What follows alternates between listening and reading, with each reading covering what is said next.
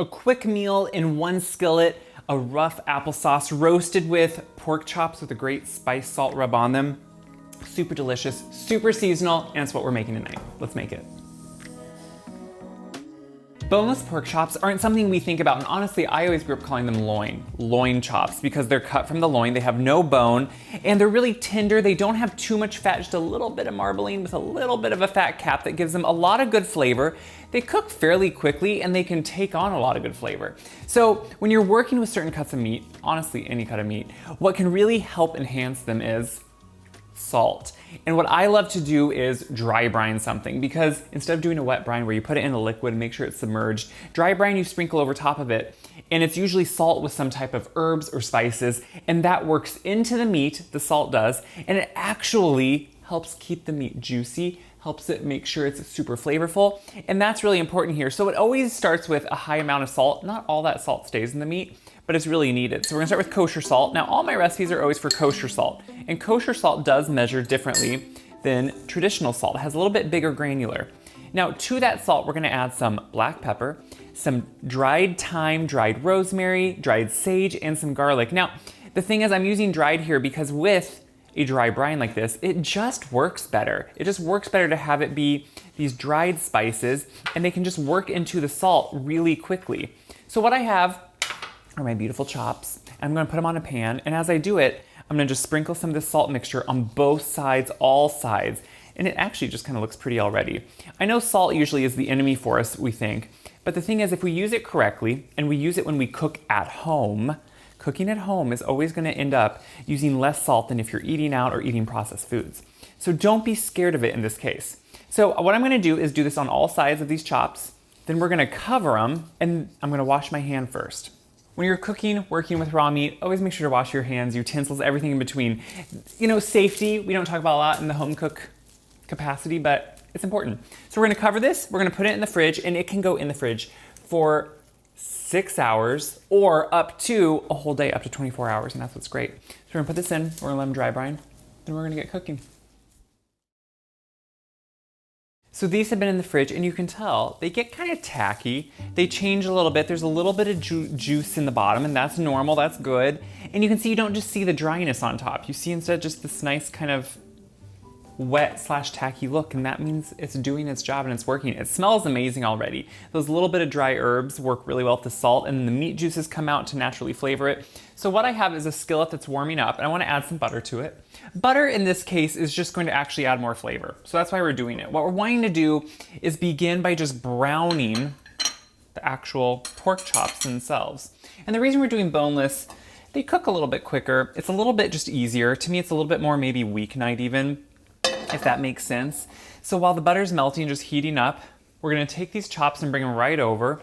Now, what I love about this is it's very autumnal in a sense, but it can work for any time of the year. We are gonna finish this with some apples too. They're gonna cook and roast with it and become almost like an applesauce. So it's kind of a quick take and a homemade take on that. Now, as the butter melts, do you see how it's just starting to sizzle? That means it's ready to put these chops in.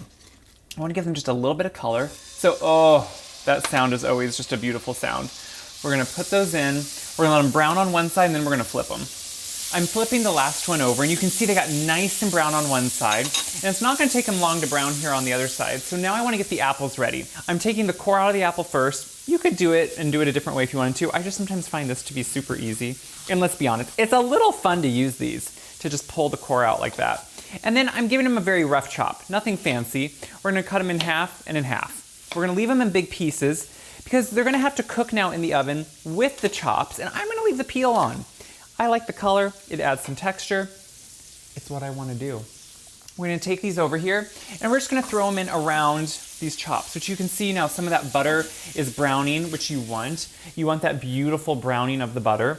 And we're gonna let these kind of work in there, and they're gonna, you know, in the oven, they're gonna soften up, they're gonna release some more juices. But what's important now is that all this is gonna just roast together in the oven. And what's gonna slowly happen is the apples are going to cook. They're going to roast and get soft. The chops are gonna cook through, and when we get them out, we'll mash the apples up.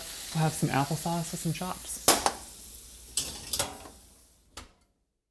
So I pulled the pork chops out just slightly before the apples because you want to temp the pork chops, and I pull them out about 5 degrees before they're fully done because as they sit here, there's carryover cooking. The heat distributes more and they actually rise to the full temperature. So I've letting them rest and the apples then had to finish baking. Now, it all depends what type of apple you use, but even the same variety of apple, if they're picked at different times, if they're in the store longer or shorter, picked local, not, all that can make a difference for how long they take. So each time you make this, you're gonna have to adjust it.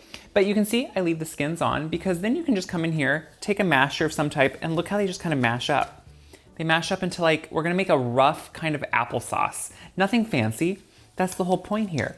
Food doesn't have to be fancy to be good, and I think there's something special sometimes in the rustic quality. Now what you're gonna notice, these mash really easily. And if they don't mash easily, well then they weren't quite done cooking. But also maybe you don't like full applesauce. I kinda like a little bit of texture to mine. So I don't chop them perfectly. You can see here what I do is just a rough chop, I guess I would call it. And what I love is, do you see what I'm doing here? I'm mixing it with these pan juices. And these pan juices have the flavor from the meat. They have that herb flavor in it. And that to me is really what kind of the magic is in this is it's a savory, sweet applesauce that has those pan juices in it. So instead of making a pan sauce, say, where you'd melt some more butter, you know, put a little bit of mustard in there, something acidic, we don't have to do that. It has everything in one. And it's just this beautiful, quick fall dish. And that's what I love here. So we can just take that off the masher. These now, the pork chops have been sitting, you know, they probably sat here another 10, 15 minutes, which is just right and exactly what you want. So I can pull one off. I love them. I love how good they look. I'll pull the thinner one off. And I'm gonna actually just slice a little bit off for myself here because it's hard to cut them on camera. But pork has this beautiful, it looks like a white meat, but it just, look how beautiful that is. Look how simple and juicy those are. Oh, they look good. So then you can just serve some up, a whole chop, whatever you want, on a plate. Look how pretty that is. I think, see, this was rustic, it was easy, but it has like a beauty to it, and that's what's important. And then you have the applesauce, kind of. And so we're gonna put the rough apples over it. Ugh, that doesn't look good. I don't know what does. Really tender pork, a quick apple type sauce. I